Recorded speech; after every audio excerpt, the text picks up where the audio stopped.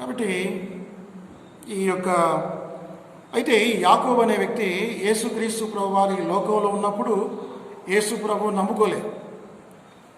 ఈ యాకోబు, యూదా, యోసే, సీమోను, దాదాపు ఒక 5 అన్నలు తమ్ముళ్ళు ఉంటారు. యేసు ప్రభు వారికి 2 చెల్లెళ్ళు ఉంటారు. దాదాపు పెద్ద కుటుంబం. అయితే వాళ్ళెవరు కూడా యేసు ప్రభు వారి లోకంలో ఉన్నప్పుడు యేసు ప్రభువు నమ్మలే. అది ఆశ్చర్యం కదా. ఆ మాటలు మీకు యోహాను సువార్త 7వ అధ్యాయంలో వారి సహోదరులైనను ఆయన యందు విశ్వాసం ఉంచలేదు. యోహాను 7:5లో ఆ మాటలు ఉంటాయి. తన సొంత కుటుంబీకులు, సొంత తమ్ముళ్ళు, చెల్లెలు కూడా యేసు ప్రభు వారిని రక్షకుడిగా అంగీకరించలేదట. ఇది విచిత్రం. అయితే ఎప్పుడు వారిని నమ్మారంటే, ఎప్పుడైతే ఈ యాకోబు మరి యేసు ప్రభు వారిని పునరుత్థానాన్ని చూశాడు, చనిపోయి సిలువ వేయబడి మరణించి 3వ దినాన తిరిగి లేచిన యేసు ప్రభువును చూసిన తర్వాత మరి యాకోబు, యూదాలు యేసు ప్రభు నమ్ముకున్నారు. వారు గొప్ప విశ్వాసులుగా, గొప్ప ప్రార్థనాపరులుగా ఉన్నారు. ఆ తర్వాత సంఘాలకు పత్రికలే రాసేంత గొప్ప వ్యక్తులు కాగలిగారు. ఆ సంగతి మీరు జ్ఞాపకం చేసుకోవాలి. ఈ యాకోబు అంటే జెబెదయి కుమారుడైన యాకోబు కాదు, లేకపోతే ఇంకొక యాకోబులు, చిన్న యాకోబు కూడా కాదు. కాబట్టి యాకోబు ఎవరంటే యేసు ప్రభు వారి హాఫ్ బ్రదర్. మరియకు పుట్టిన కుమారులు, యోసేపుకు మరియకు పుట్టిన కుమారులు అని చెప్పవచ్చు. కానీ ఆయన రాస్తున్న విధానం ఏమిటంటే, మొదటి వచనంలో ఉంది, దేవుని యొక్కయు ప్రభువైన యేసుక్రీస్తు యొక్కయు దాసుడైన యాకోబు. చాలా తగ్గించుకుంటున్నాడు. నేను యేసు ప్రభు వారి తమ్ముడైండి కూడా నేను ఆయన సహోదరుడు, ఆయన దాసుడని చెప్పుకోవట్లేదు. కానీ ఆయన ఏం చెప్పుకుంటున్నా అంటే, నేను యేసుక్రీస్తు యొక్క దాసుడను. అది వినయ మనస్సు, అది తగ్గింపు. యూదా ఏం చెప్పుకుంటున్నాడు? యూదా పత్రిక 1వ అధ్యాయం 1వ వచనం, యేసుక్రీస్తు దాసుడను యాకోబు సహోదరుడు అయిన యూదా తండ్రి అయిన దేవుని యందు ప్రేమింపబడి యేసుక్రీస్తునందు భద్రము చేయబడి పిలువబడిన వారికి శుభమని చెప్పి వ్రాయినది. ఈయన కూడా ఏం చెప్తున్నాడంటే, యేసుక్రీస్తు దాసుడను, నేను యాకోబు సహోదరుడు అని చెప్పుకుంటున్నాడు. కానీ యేసుక్రీస్తు సహోదరుని చెప్పుకోవట్లే, యేసుక్రీస్తు దాసుడని వారి సొంత కుటుంబీకులు యేసు ప్రభు వారి దాసులు అని చెప్పుకుంటున్నారు. ఈ కాలంలో ఉన్న ప్రజలైతే ఏం చెప్పుకునేవాళ్ళు, యేసు ప్రభు వారు మా అన్న కాబట్టి ఇక అధికారం అంతా మాదే, యాకోబు, పేతురు, యోహాను వీళ్ళెవరు లేరు, అంతా మాదే అని చెప్పేవాళ్ళు ఈ రోజుల్లో. కానీ వాళ్ళ యాకోబు, యూదాలు ఎంత తగ్గింపు, ఎంత వినయ మనసు గలవారు చూడాలి. ఈ యాకోబు ఎవరికి రాస్తున్నాడంటే, చెదిరి ఉన్న 12 గోత్రముల వారికి మరి శుభమని చెప్పి వ్రాయినదని యాకోబు 1వ అధ్యాయం 1వ వచనంలో ఉంది. అంటే అనేకమైన శ్రమలు ఆ యోదయ, యెరూషలేము ప్రాంతంలో వచ్చినప్పుడు యూదులు, 12 గోత్రాల యూదులు చెదిరిపోయారు. యాత్రికుల వలె వారు చెదిరిపోయారు. అలాంటి వారిని బలపరచడం కోసం ఈ పత్రిక రాస్తున్నాడు. అంటే విశ్వాసులైన యూదులు, లేకపోతే క్రైస్తవులైన యూదులకు 12 గోత్రముల వారికి ఈయన రాస్తున్నట్లుగా చూద్దాం. యాకోబు యేసు ప్రభు వారిని మరి ఎలా నమ్ముకున్నాడో మనం చెప్పుకున్నాం. యేసు ప్రభు వారి పునరుత్థానాన్ని ఆయన చూశాడు. యేసు ప్రభు వారు సమాధిని జయించి తిరిగి లేచిన తర్వాత యేసు ప్రభు వారిని చూశాడని 1 కొరింథీ 15వ అధ్యాయంలో ఆయన యాకోబునకు కనబడెను. అంటే యాకోబు అంటే ఇక్కడ ఎవరంటే యేసు ప్రభు వారి తమ్ముడైన యాకోబుకు ఆయన కనబడ్డాడు.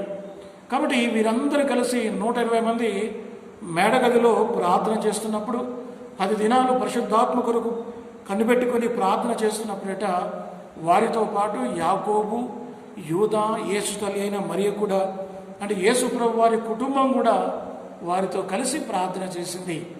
యేసుక్రీస్తు ప్రభు వారి కుటుంబం అంతా కూడా మారు మనసు పొందింది. ఆయన సహోదరులు రక్షణ పొందారు. వారు ప్రభువుకును బట్టి వారు ప్రార్థన చేస్తున్నట్లుగా దేవుని వాక్యంలో ఉంది. ఎప్పుడైతే యాకోబు ఈ యొక్క పేతురు అపోస్తల కార్యములు 12వ అధ్యాయంలో చెరసాల నుంచి విడిపించబడి ఆయన వెళ్ళిపోతూ యెరూషలేము సంఘానికి ఆ బాధ్యతను యాకోబుకు అప్పచెప్పాడు. ఈ సంగతి మీరు గమనించాలి. యెరూషలేము సంఘానికి అధ్యక్షుడిగా ఉన్నాడు ఈ యాకోబు. చాలా పెద్ద సంఘం అది. కొన్ని వేల మంది విశ్వాసులు యెరూషలేము సంఘంలో ఉండేవాళ్ళు. అంత పెద్ద సంఘాన్ని ఆయన అధ్యక్షుడిగా ఉండి ఆయన కాసేవాడు. ఆయన గొప్ప ప్రార్థనాపరుడని దేవుని వాక్యంలో ఉంది, ఆయన ఎలాంటి మొహమాటం లేనివాడట. ఏ విషయంలో కూడా మొహమాటం లేనివాడు. పాపాన్ని ఉన్నది ఉన్నట్టుగా ఖండించేవాడు. ఎంతటి వారులైనా సరే లెక్క చేయకపోయేవాడు. యాకోబు 4వ అధ్యాయం 4వ వచనం. యాకోబు 4:4, వ్యభిచారిణులారా, ఈ లోక స్నేహము దేవునితో వైరమని మీరు ఎరగరా? అంటే ఎంత ధైర్యం ఉంది ఆయనకు. విశ్వాసులు పెట్టుకొని, క్రైస్తవులు పెట్టుకొని వ్యభిచారులారా అంటే ఈ లోక స్నేహం చేసేవారందరూ కూడా ఆత్మీయంగా వ్యభిచారులే అని ఆయన చెప్తున్నాడు. కాబట్టి యాకోబు ఎంతో ధైర్యవంతుడు, ప్రభువు కొరకు నమ్మకంగా జీవించిన వాడు. మరి ఆయన మారు మనసు పొందిన తర్వాత తిరిగి వెనక్కి చూడలేదు. ఆయన గొప్ప ప్రార్థనాపరుడని దేవుని యొక్క వాక్యంలో ఉంది. ఆయన ప్రార్థన చేస్తున్నప్పుడట ఆయన కాళ్ళు, మరి ఆయన మోకాళ్ళు ఒంటె కాళ్ళ వలె కందిపోయాయని బ్యాక్గ్రౌండ్స్లో ఆయన గురించి వ్రాయబడింది. ఆయన జీవిత చరిత్రలో రాయబడింది ఏమిటంటే, ఆయన మోకాళ్ళు మొత్తం ప్రార్థన చేసి ఆ యెరూషలేము ప్రార్థనలో ఆ స్థలంలో గుంటలు పడ్డాయట. ఆయన మోకాళ్ళు కందిపోయాయి. అంతగా ఆయన ప్రార్థన పరుడు. యెరూషలేము వారి కొరకై, మరి యూదుల ప్రజల కొరకై ఆయన ఎంతగానో ఆయన ప్రార్థించేవాడు. అయితే ఆనాటి మరి పరిచయులు ఆయనను సహించేవారు కాదు. ఆయన ప్రార్థిస్తున్నప్పుడు వాళ్ళు ఏం చేసేవాళ్ళంటే, మరి పరిచయులు ఆయన ఎదిరించేవాళ్ళు.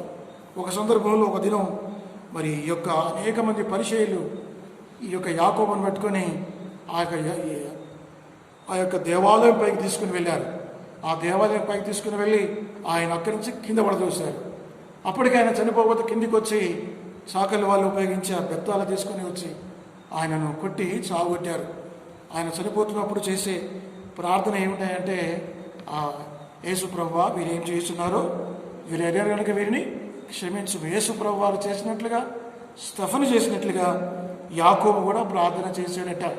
ఇదంతా యాకోబు యొక్క జీవిత చరిత్రలో మరి ట్రెడిషన్స్ మనకి ఇవన్నీ కూడా చెబుతాయి. అలాంటి ధైర్యవంతుడు, అలాంటి గొప్ప గుణం కలిగిన వాడు యాకోబు రాసిన పత్రిక. ఈ యాకోబును పత్రికను మొదటి కాలంలో బైబిల్లో చేర్చలేదు. ఎందుకు వాళ్ళు చేర్చలేదంటే, పౌలు రాసిన పత్రికకు కొంచెం భిన్నంగా ఉన్నట్లుగా అనిపిస్తుంది. పౌలు ఏమని రాస్తాడంటే, ఒక వ్యక్తి విశ్వాస మూలంగా నీతిమంతుడుగా తీర్చబడతాడు అని రాస్తాడు. యాకోబు ఏమని రాస్తాడంటే, ఒక వ్యక్తి క్రియల మూలంగా నీతిమంతుడుగా తీర్చబడతాడు. కేవలం విశ్వాసం ఉండి క్రియ లేకపోతే ఆ క్రియలు చచ్చినవి కదా. కాబట్టి క్రియల వల్ల, క్రియల గురించి ఆయన వేషైన రాహబును మొదలుకొని అనేకల మందిని ఉటంకిస్తాడు. వీరందరూ క్రియల వలె, మరి క్రియల ద్వారా నీతిమంతులుగా తీర్చబడ్డారని చెబుతాడు. కొంచెం కాంట్రవర్సీగా అనిపించింది ఆరంభ రోజుల్లో. అయితే తర్వాత ఈ పత్రికను వారు పరిశుద్ధాత్మ చేత ఆనాటి ఆదిమ సంఘస్థులు కలిసి దీన్ని బైబిల్లో ఒక గ్రంథంగా చేర్చారు. ఇది ఉపోద్ఘాతం. సరే, ఈయన రాసిన మాట ఏమిటంటే చూద్దాం మనం. కొన్ని విషయాలు ఈ మొదటి భాగంలో కొన్ని విషయాలు చూద్దాం. 2వ వచనం 3వ వచనం కలిసి ఉన్నాయి. నా సహోదరులారా, మీ విశ్వాసమునకు కలుగు పరీక్ష ఓర్పును పుట్టించున ఎరిగి మీరు నానా విధములైన శోధనలో పడినప్పుడు అది మహానందమని ఎంచుకొనుడి. కాబట్టి క్రైస్తవులకు, విశ్వాసులకు శ్రమలు వస్తాయి అన్నది ఈయన యొక్క ఆలోచన. ఒక విశ్వాసి, క్రైస్తవుడు శ్రమల గుండా, కష్టాల గుండా వెళ్ళాలి. కాబట్టి ఏ శోధన, ఏ కష్టం రాకపోతే అతను నిజమైన విశ్వాసి కాదు, లేకపోతే నిజమైన మారు మనసు పొందిన వాడు నిజంగా తిరిగి జన్మించిన వాడు కాదు అని యాకోబు యొక్క ఆలోచన. అందుకని ఆయన ప్రారంభించడమే శోధన గురించి రాస్తున్నాడు. మీరు నానా విధములైన శోధనలో పడినప్పుడు అది మహానందమని ఎంచుకొనుడి. కాబట్టి ఆయన ప్రోత్సహిస్తున్నాడు. ఆనాడు ఆదిమ సంఘానికి, క్రైస్తవులకు అనేకమైన శ్రమలు వచ్చాయి. ఈ దినాల్లో మనకు శ్రమలు లేవు, మన కష్టాలు లేవు. మనం చాలా సౌఖ్యంగా ఉన్నాం. మీరు కనుక చైనా దేశానికి వెళ్తే, లేకపోతే రష్యా దేశం, కమ్యూనిస్ట్ దేశాలకు వెళ్తే, అరబ్ దేశాలకు వెళ్తే అక్కడ క్రైస్తవులకు ఎటువంటి శ్రమలు ఉన్నాయో మీరు చూడవచ్చు. ఈ మధ్యలో ఫిలిప్ అధ్యక్షుడు వాడు మరి క్రైస్తవ పాస్టర్లను కాల్చివేయనని చెప్పి ఒక ఆర్డర్ జారీ చేశాడు. చాలా దేశాల్లో మరి క్రైస్తవులకు అనేకమైన హింసలు ఉన్నాయి. భారతదేశంలో కూడా కొన్ని హింసలు ఉన్నాయి. కానీ ఇతర దేశాలతో పోల్చుకుంటే ఇది హైందవ దేశం అయినప్పటికీ కానీ ఇంకా అనేకమైన శోధనలు మనం రాలేదు. బహుశా రాబోయే రోజుల్లో ఇలాంటి కష్టాలు శోధనలు మనకు కూడా రావచ్చు. కాబట్టి ఈ శోధనలు వచ్చినప్పుడు మనం ఎంత మాత్రం ఆయన అంటాడు, ఇది మహానందం అని ఎంచుకున్నది.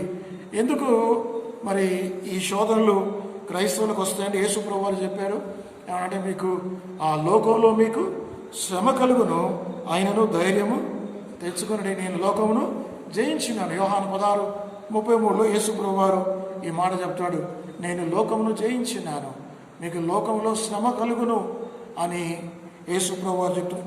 ఈ శ్రమలు 3 రకాలు. విశ్వాసులకు క్రైస్తవులకు వచ్చే శ్రమలు 3 అంతులు. ఒక శ్రమలు ఏమిటి, ఒక కష్టాలు ఏమిటంటే ఆ వృద్ధాప్యాన్ని బట్టి వయస్సును బట్టి కొన్ని రకాల అనారోగ్యాలు వస్తాయి, కొన్ని రకాల రోగాలు వస్తాయి. లేకపోతే బయటి వాతావరణం బట్టి, ఉదాహరణకి కోవిడ్ ఉంది, COVID-19. దీనివల్ల కొన్ని రకాల రోగాలు కొంత మరణాలు వస్తున్నాయి. వాతావరణాన్ని బట్టి, లేకపోతే ఇలాంటి వైరస్లను బట్టి, తెగుళ్ళను బట్టి, వయస్సును బట్టి, చలిని బట్టి ఇలాంటి కొన్ని రకాల రోగాలు వస్తున్నాయి, మనుషులు చనిపోతున్నారు. అది ఒక రకమైన శ్రమలు, ఇవి కూడా శ్రమల కింద లెక్క. ఇక రెండవ శ్రమలు ఇంకొక విభాగం. అదేమిటంటే క్రైస్తవులం అయినందుకు శ్రమలు వస్తున్నాయి. చూడండి ఆ మాట, 1 పేతురు 4:12. 1 పేతురు 4:12 క్రైస్తవులు అయినందుకు కొన్ని శ్రమలు వస్తాయట. 1 పేతురు ప్రియులారా,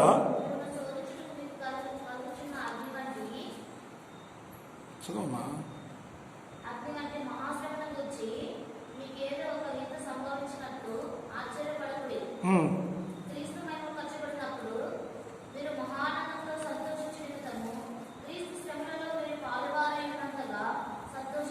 కాబట్టి కొన్నిసార్లు మనకి కష్టాలు శ్రమలు ఎందుకు వస్తాయంటే, మరి యేసుక్రీస్తుని నమ్ముకున్నందుకు లేకపోతే క్రైస్తవులం అయినందుకు కూడా శ్రమలు వస్తాయని దేవుని యొక్క వాక్యంలో ఉంది.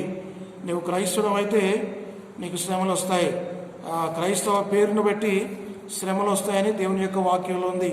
కాబట్టి మరి క్రైస్తవులను దూషిస్తారు. ఈ రోజుల్లో చాలామంది మరి ఈ ఎస్సీ సోదరులను పట్టుకొని అవమానిస్తున్నారు. నీకు హిందూ సర్టిఫికేట్ ఉంది కదా, నువ్వు ఇంకా ఎందుకు మరి హిందూ క్యాస్ట్ సర్టిఫికేట్ పెట్టుకొని నువ్వు చర్చికి వెళ్తూ 2 రకాల ప్రయోజనాలు పొందుతున్నావు అని చెప్పి చాలామందిని హింసిస్తున్నారు. ఇదొక శ్రమలు. అంటే క్రైస్తవ పేరు పెట్టినందుకు, ఆ మాట పేతురు స్పష్టంగా అంటాడు. మరి ఆ పేరు పెట్టినందుకే చూడండి ఎక్కడుందో ఆ మాట, ఎన్నో వచనమ్మా, 16. అది ఎవడైనాను క్రైస్తవుడైనందుకు బాధను అనుభవించేలా అతడు సిగ్గుపడక ఆ పేరును బట్టి దేవుని మహిమపరచు. 2వ రకాల శ్రమలు ఏమిటంటే, క్రైస్తవుడని పేరు పెట్టినందుకు క్రైస్తవుడైనందుకు బాధలు వస్తాయి, శ్రమలు వస్తాయి, కష్టాలు వస్తాయి. మనం బైబిల్ పట్టుకొని నడుస్తామంటే ఎగతాళి చేస్తారు, అపహాసిస్తారు. మన భక్తిని చూసి మిగతా వాళ్ళు ఎగతాళి చేస్తారు. కాబట్టి కొంతమంది నిందిస్తారు, అవమానిస్తారు. కొంతమంది అన్య కుటుంబాల నుంచి వచ్చినప్పుడు వాళ్ళని వెలివేస్తారు. ఇవన్నీ కూడా ఇది ఒక రకమైన శ్రమలు. ఇక 3వ శ్రమలు ఏమిటంటే, కొన్ని శ్రమలు దేవుడే అనుమతిస్తాడు, దేవుడే విశ్వాసులకు అనుమతిస్తాడు. ఉదాహరణకి అబ్రహాము జీవితంలో కష్టాలు వచ్చాయి, శ్రమలు వచ్చాయి. నీ కుమారుని నాకు ఇచ్చే అన్నాడు. నీకు ఒక్కడే ఎన్నో కుమారుని నాకు ఇవ్వడానికి నువ్వు వెనుదీయవద్దు అంటాడు. అంటే దేవుడే కుమారుని ఇచ్చాడు, మళ్ళీ దేవుడే కుమారుని అడుగుతున్నాడు. మరి ఈ కష్టాలు ఎవరి ద్వారా వచ్చాయి? అబ్రహాము కష్టాలు ఎవరి ద్వారా వచ్చాయి? దేవుడి ద్వారా వచ్చాయి. కొన్నిసార్లు దేవుడే అనుమతిస్తాడు సుమా. కాబట్టి మరి దేవుని పిల్లలకు కష్టాలు వస్తాయి. కొన్ని రకాల కష్టాలు వయసును బట్టి, అనారోగ్యాన్ని బట్టి, వాతావరణం బట్టి, తెగుళ్ళు బట్టి వస్తాయి. 2వ రకం కష్టాలు శ్రమలు ఎలా వస్తాయంటే క్రైస్తవులైనందుకు వస్తాయి. ఇక 3వ రకం క్రైస్తవులు ఏంటంటే క్రిస్టియన్ మనం మెచ్యూరిటీ కొరకు వస్తాయి. అంటే ఎంత ఎక్కువగా మనకు శ్రమలు వస్తే, దేవుని యొక్క ఉద్దేశం ఏమిటంటే ఎంత బాగా శ్రమలు వస్తే ఈ బిడ్డ అంత గొప్పగా క్రైస్తవుడిగా ఆత్మీయంగా ఎదుగుతాడు అని ప్రభుకు తెలుసు. మనకేం తెలుసు అంటే ఎక్కువగా శ్రమలు వస్తే కృంగిపోతాం, బాధపడతాం మనం అనుకుంటాం. కానీ దేవుడికి ఏం తెలుసు అంటే, మన ఉదాహరణకి అబ్రహాముకు ఈరోజు విశ్వాసులకు తండ్రి అయ్యాడు. ఎలా విశ్వాసులకు తండ్రి అయ్యాడు? అంత గొప్ప వ్యక్తిని ఎలా కాగలిగాడంటే ఆయన జీవితంలో అనేకమైన కష్టాల గుండా, శ్రమల గుండా వెళ్ళగలిగాడు. ఈ రోజున అబ్రహామును మనం కొనియాడుతున్నాం. అబ్రహాము విశ్వాసుల తండ్రి అని చెప్పగలుగుతున్నాం. బైబిల్లో చాలామంది అంతే. మోషే గురించి కానీ, యోసేపు గురించి కానీ, దావీదు గురించి కానీ, పేతురు గురించి కానీ, భక్తుల గురించి మనం చూస్తున్నప్పుడు వారు అనేకమైన శ్రమల గుండా, కష్టాల గుండా వెళ్ళారు. ఈ రోజున వాళ్ళు మనకు మాదిరిగా ఉన్నారు. కాబట్టి క్రైస్తవుల జీవితంలో కష్టాలు వచ్చినప్పుడు, శోధనలు వచ్చినప్పుడట అది మహానందమని మనం ఎంచుకోవాలి. ఇంకా పౌలు ఇంకొక అడుగు ముందుకేస్తా అంటాడు. ఏమంటాడంటే, మీరు అనేకమైన శ్రమలు ఈ లోకంలో అనుభవించి దేవుని రాజ్యంలో ప్రవేశించాలి. దేవుని రాజ్యంలో మీరు ఉచితంగా ప్రవేశించడానికి వీలు లేదు ఆయన అంటాడు. అపోస్తుల కార్యములు 14వ అధ్యాయం 22వ వచనం. అపోస్తుల కార్యములు 14వ అధ్యాయం 22వ వచనం. లేదా శిష్యుల మనసులను దృఢపరిచి విశ్వాసమందు నిలకడగా ఉండవాలని అనేక శ్రమలను అనుభవించి మనము దేవుని రాజ్యంలో ప్రవేశించాలి. చూడండి, ఆ శిష్యుల మనసులు దృఢపరిచి మనం అనేకమైన శ్రమలు అనుభవించి దేవుని రాజ్యంలో ప్రవేశించాలి. ఏ శ్రమ లేకుండా మరి దేవుని రాజ్యానికి వెళ్ళాలని కోరుకోవటం అది మంచిది కాదు. క్రైస్తవుడైన వ్యక్తి, విశ్వాసి అయిన వ్యక్తి కష్టాలు, శ్రమలు ఇవన్నీ అనుభవించిన తర్వాత మరి ఆ పరలోకానికి వెళ్ళాలి. ఎందుకు ఆ విధంగా వెళ్ళాలి? ఎందుకు ఆ విధంగా వెళ్ళాలంటే మన ప్రభు అయిన యేసుక్రీస్తు వారు మనకంటే ముందుగా ఈ శ్రమల గుండా, కష్టాల గుండా ఆయన వెళ్ళాడు. హెబ్రీలకు రాసిన పత్రిక 12వ అధ్యాయం 2వ వచనం. హెబ్రీలకు రాసిన పత్రిక 12వ అధ్యాయం 2వ వచనం. ఆయన తన ఎదుట ఉంచబడిన ఆనందము కొరకై అవమానమును నిర్లక్ష్యపెట్టి సిలువను సహించి దేవుని సింహాసనం యొక్క కుడిపార్శ్వమున ఆసీనుడై ఉన్నాడు.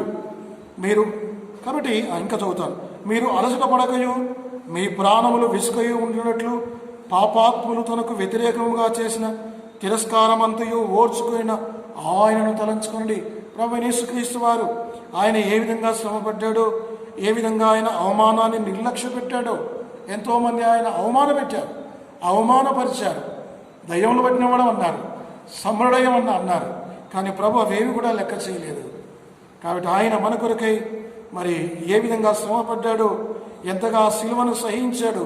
చూడండి, సిలువను సహించి దేవుని సింహాసనం యొక్క కుడిపార్శ్వమున ఆసీనుడై ఉన్నాడు.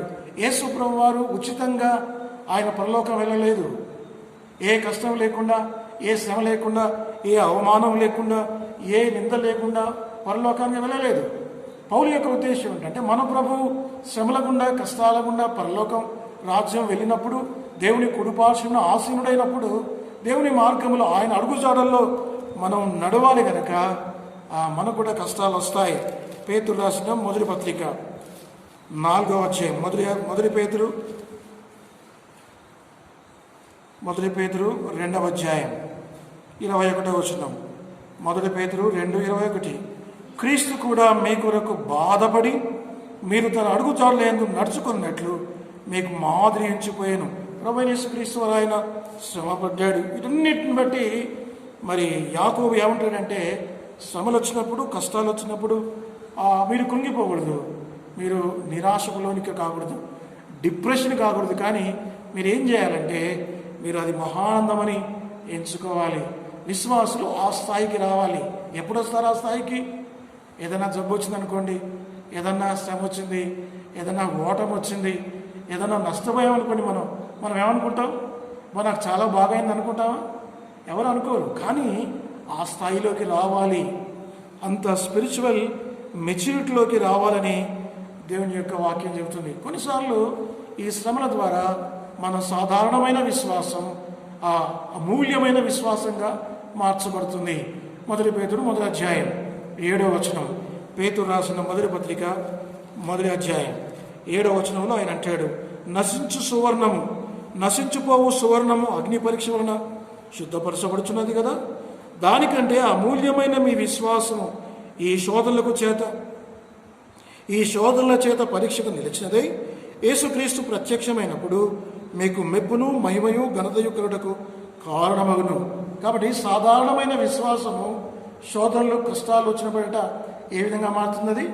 అమూల్యమైన విశ్వాసంగా. మనకున్న విశ్వాసం సాధారణమైన విశ్వాసం, శ్రమల ద్వారా అది అమూల్యమైన విశ్వాసంగా మారుతుంది. ఎలా మారుతుంది? దానికంటే ముందు 6వ వచనంలో ఒక చక్కని మాట ఇచ్చాడు.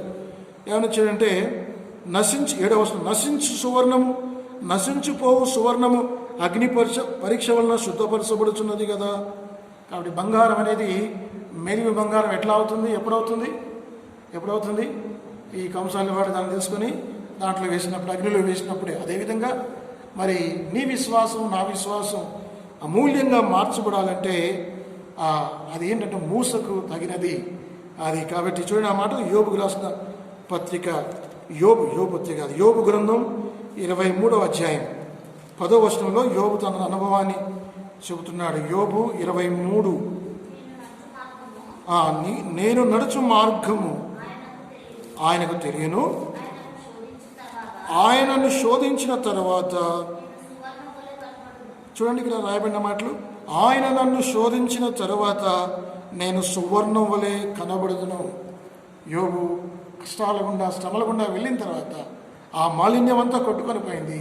చివరికి మేలిమి బంగారం వలె, సువర్ణం వలె. ఈనాటికి కూడా యోబు కష్టాల గురించి, శ్రమల గురించి అనేకులు మాట్లాడుతున్నారు. కాబట్టి దేవుని బిడ్డలంగా మరి అనారోగ్యం వచ్చినప్పుడు, అపనిందలు వచ్చినప్పుడు మనం కృంగిపోకూడదు. అది మహానందమని ఎంచుకోవాలట. అయితే ఇక్కడ 2వ వచనం మళ్ళీ చదువుతాను నేను. యాకోబు 1వ అధ్యాయం 2వ వచనం, నా సహోదరులారా, మీ విశ్వాసమునకు కలుగు పరీక్ష ఓర్పును పుట్టించునని ఎరిగి. అంటే విశ్వాసం అనేది, విశ్వాసానికి పరీక్ష అనేది తప్పనిసరిగా ఉంటుంది. Faith must be tested before it can be trusted అంటాడు ఒక ఆయన.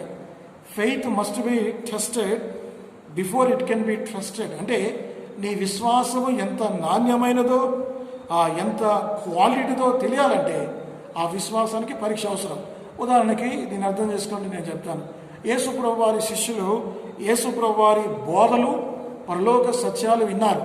ఆయన బోధలు విని వారు ఎంతో ఆనందపడ్డారు.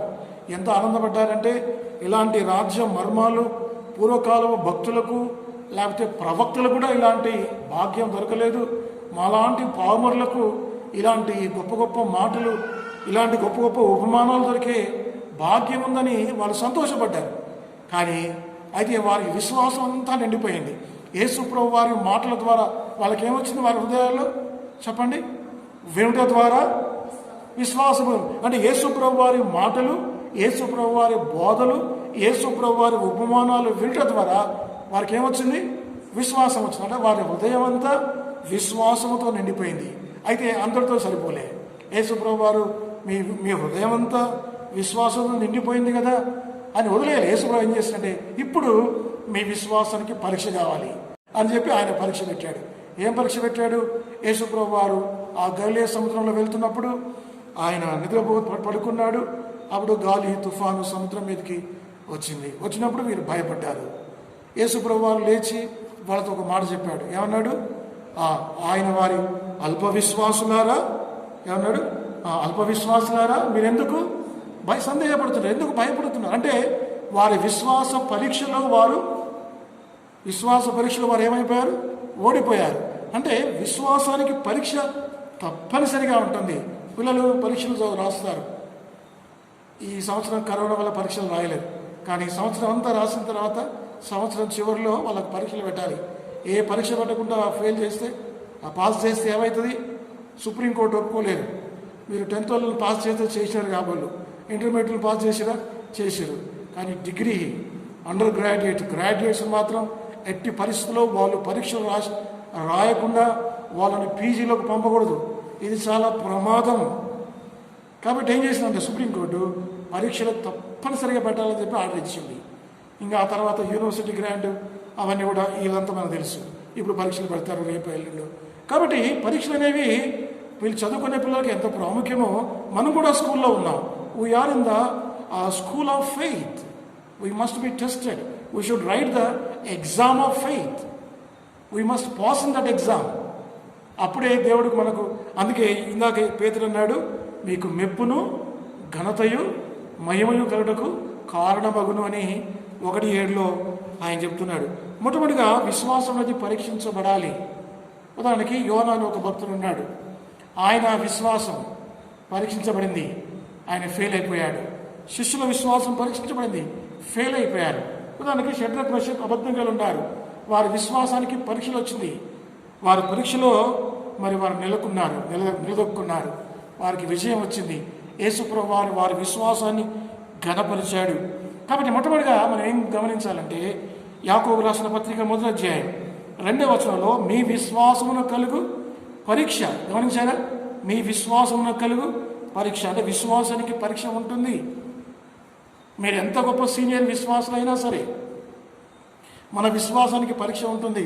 పరీక్ష లేకుండా దేవుడు పాస్ చేయడు. మామూలు స్కూల్ టీచర్లే పరీక్షలకు పాస్ చేయనప్పుడు మరి దేవుడు ఎలా మనలో పాస్ చేస్తాడు?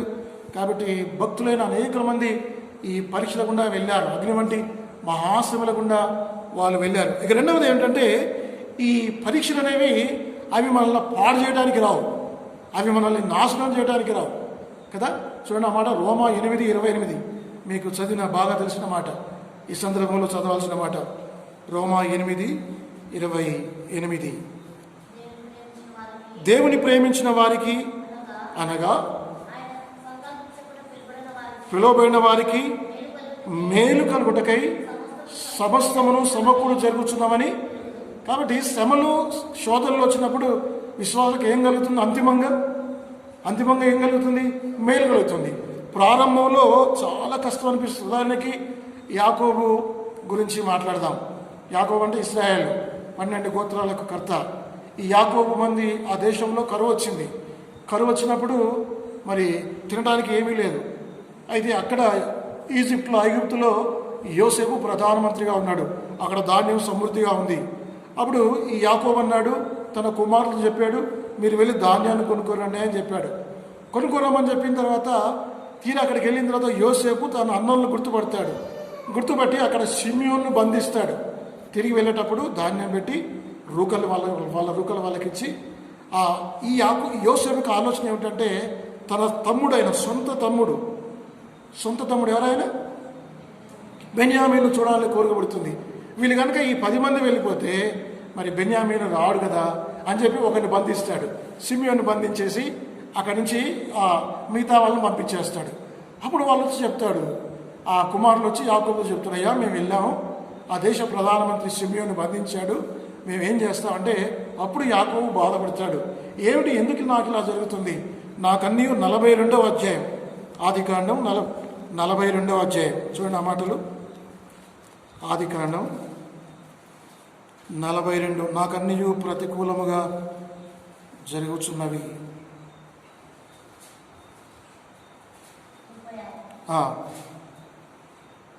36. అప్పుడు వారి తండ్రి అయిన యాకోబు వారిని చూచి, మీరు నన్ను పుత్రహీనునిగా చేయించున్నారు. నేను చదువుతాను. యోసేపు లేడు, షిమ్యోను లేడు, మీరు బెన్యామీను కూడా తీసుకొని పోదురు, ఇవన్నీ నాకు ప్రతికూలముగా ఉన్నవని వారితో. అంటే ఆరంభంలో ఎట్లా ఉన్నాయని మీకు అర్థమైతే నా మాటలు. యాకోబుకు ప్రారంభంలో ఆయన దృష్టిలో ఎట్లా ఉన్నాయి? ఇవన్నీ ఎలా జరుగుతున్నాయి?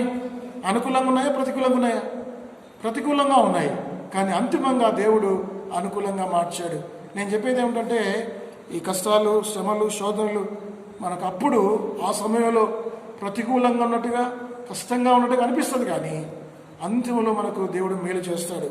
కాబట్టి శ్రమలు, శోధనలు అనేవి అవి మనకు మేలుకే, కానీ అవి నష్టానికి, అవి మనకు నాశనం చేయడానికి రావు అన్న సంగతి మీరు జ్ఞాపకం చేసుకోవాలి. మూడవది, ఈ కష్టాలు, పరీక్షలు, శ్రమలు అనేవి ఏమిటంటే, అవి మనల్ని క్రిస్టియన్ మెచ్యూరిటీలోకి తీసుకుని వెళ్తాయి.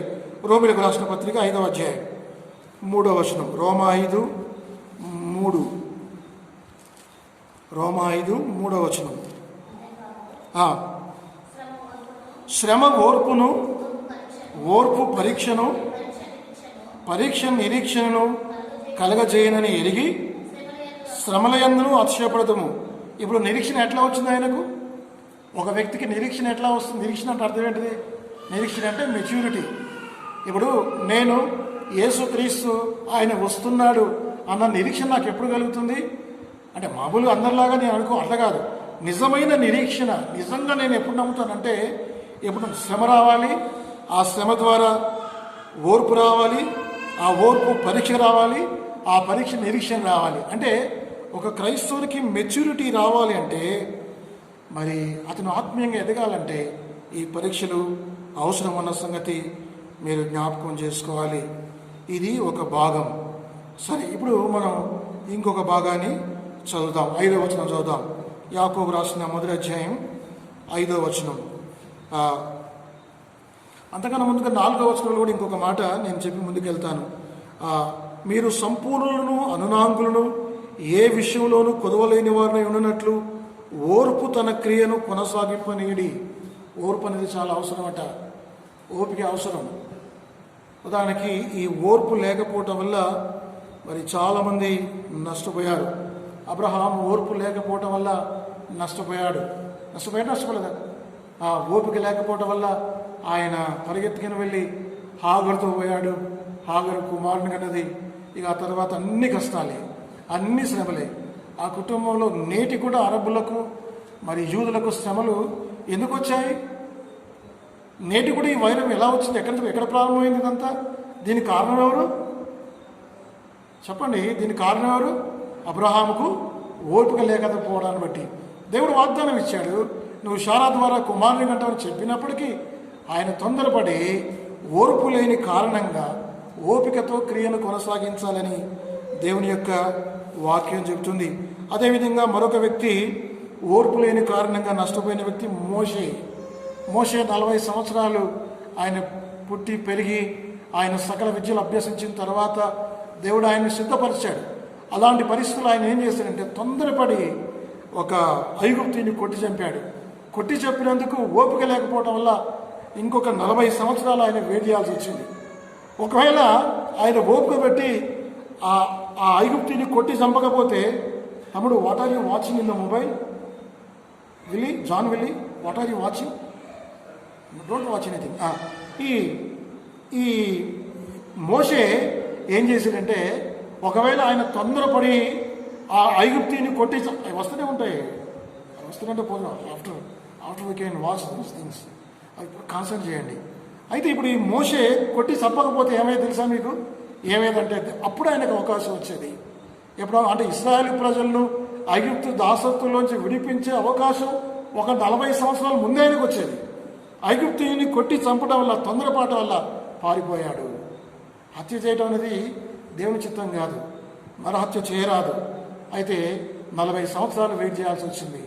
ఓర్పు లేకపోవటం వల్ల మరి ఆయన వెళ్ళి ఒక విద్యావంతుడు, జ్ఞానవంతుడు, ఒక నాయకుడు వెళ్ళి 40 సంవత్సరాలు గొర్రెలు కాసుకోవాల్సి వచ్చింది. అంత గతి ఎందుకు పట్టింది ఆయనకు? ఎందుకు పట్టింది చెప్పండి? ఓర్పు లేని కారణంగా. అదేవిధంగా ఇంకొక వ్యక్తి ఉన్నాడు, పేతురు. యేసు ప్రభువారిని అప్పగిస్తున్నప్పుడు ఆయన వెళ్ళి మల్కు అనే దాసుని చెవి తెగనెత్తాడు. ఓర్పు లేని కారణంగా, యేసు ప్రభువారి బోధలు విని చివరికి ఓర్పు లేని కారణంగా. కాబట్టి ఓర్పుతో తన క్రియను కొనసాగించాలి అన్నది మనం చూస్తాం. ఇంకొక విషయం చెప్పి నేను ముగిస్తాను. చూడండి ఆ మాటలు. యాకోబు రాసిన పత్రిక 5వ వచనం, 1వ అధ్యాయం 5వ వచనం. మీలో ఎవరికైనాను జ్ఞానము కొదువగా ఉండేలా అతడు దేవుణ్ణి అడగవలను, అప్పుడు అది అతనికి అనుగ్రహింపబడును. ఆయన ఎవరిని గద్దింపక అందరికి ధారాళముగా దయచేయవాడు. ఇక్కడ సమస్య ఏంటంటే, కష్టాలు శ్రమలు వచ్చినప్పుడు మనం ఎందుకు జ్ఞానం గురించి అడగాలి?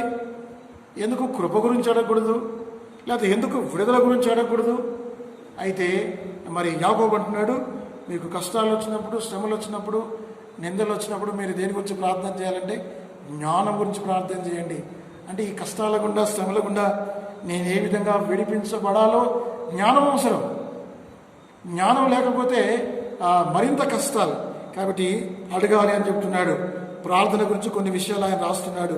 మీలో ఎవరికైనా జ్ఞానము కొదువుగా ఉండేలా అతడు దేవుని అడగవలను, అప్పుడు అది అతనికి అనుగ్రహింపబడను. ఇది ఈ వాగ్దానాన్ని ఎవరైనా తీసుకోవచ్చు. ఉదాహరణకి స్కూల్ పిల్లలు ఉన్నారు, చదువుకునే విద్యార్థులు ఉన్నారు. వాళ్ళు ఈ మాటను ఆధారం చేసుకొని, ప్రభువా నాకు స్కూల్లో చదువుకునేంత జ్ఞానం లేదు, ప్రభువా నీ వాక్యం ఉంది, యాకోబు 1:5లో ఉంది, జ్ఞానం అనుగ్రహించు. దేవుడు అనుగ్రహిస్తాడు. ఆయన వాగ్దానం ఉంది. మనం ఏదైనా జాబ్ చేస్తున్నాం, ఏదైనా వృత్తి చేస్తున్నాం, వ్యాపారం చేస్తున్నాం, ఇంకేదైనా చేస్తున్నాం, అందులో కూడా జ్ఞానం కావాలి మనకు. ప్రభా నాకు జ్ఞానం తక్కువగా ఉంది, ప్రభా నాకు జ్ఞానం అనుగ్రహించు. ఆయన అందరికీ అనుగ్రహిస్తాడు. ఆయన వాగ్దానం చూడండి, ఆయన ఎవరిని గద్దింపక అందరికీ ధారాళముగా దయచేవాడు. అయితే ఒక షరతు పెట్టాడు. ఏమి షరతు పెట్టాడు? అయితే అతడు ఏమాత్రమును సందేహింపక విశ్వాసముతో అడగవలను. అవిశ్వాసం అనేది చాలా ప్రమాదకరమైన శత్రువు. Unbelief is a dangerous thing కదా. కాబట్టి ఇక్కడ దాన్ని ఎలా పోల్చాడంటే, ఈ అవిశ్వాసాన్ని ఆయన ఎలా పోల్చాడంటే 6వ వచనం, అయితే అతడు ఏమాత్రమును సందేహింపక విశ్వాసముతో అడగవలను. సందేహించువాడు గాలి చేత రేపబడి ఎగిరిపడు సముద్ర తరంగమును పోలి ఉండును. కొన్నిసార్లు ఇవేమవుతాయంటే సముద్ర తరంగాలు ఇక పైకి లేస్తాయి, కిందికి వస్తాయి, పైకి లేస్తాయి, కిందికి వస్తాయి. ఇది అవిశ్వాసం ఉన్న వ్యక్తి ఏం చేస్తాడంటే ఒకసారి పైకి పోతాడు, ఒకసారి కిందికి వస్తాడు, పైకి పోతాడు, కిందికి వస్తాడు. కాబట్టి ఉదాహరణకి పేతురు ఆయన సముద్రం మీద నడుస్తున్నాడు. పేతురు సముద్రం మీద నడుస్తున్నప్పుడు ప్రారంభంలో ఆయన ఎలా నడిచాడు? ఆయనకు విశ్వాసం ఉందా, విశ్వాసం లేదా? ఆరంభంలో ఎలాంటి విశ్వాసం ఉంది? ఆరంభంలో ఎలాంటి విశ్వాసం ఉంది? గొప్ప విశ్వాసం ఉంది. ఒకవేళ ఆరంభంలోనే మొదటి అడుగు పెట్టేటప్పుడే ఆయనలో గొప్ప విశ్వాసం లేకపోతే అప్పుడే మునిగిపోయేవాడు, అవునా కదా?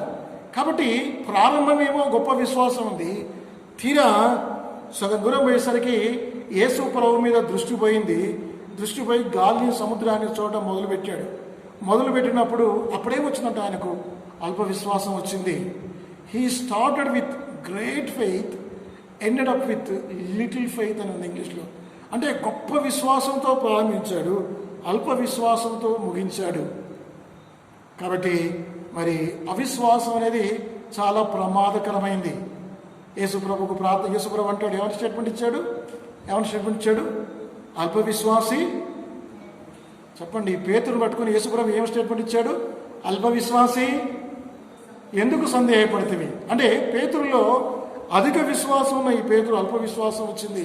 కాబట్టి అల్ప విశ్వాసం, అవిశ్వాసం చాలా ప్రమాదకరమైంది సుమా. కాబట్టి కొంతమంది ఏం చేస్తారంటే కొత్త సంవత్సరంలో మరి మంచి తీర్మానాలు తీసుకుంటారు. వీళ్ళు ఎలాంటి వాళ్ళంటే పాల పొంగి లాంటి వాళ్ళు, అంతులోనే పొంగిపోతారు, మళ్ళీ 2-3 వాళ్ళు కానీ ఇంకా వాకి చల్లగైపోతారు. కాబట్టి ఇక్కడ పేతురు కూడా అది, పౌలు కూడా, యాకోబు కూడా అదే అంటున్నాడు. వారు ఎలాంటి వాళ్ళంటే 7వ వచనం, 6-7 వచనాలు, సందేహించువాడు గాలి చేత రేపబడి ఎగిరిపడు సముద్ర తరంగమును పోలి ఉండను.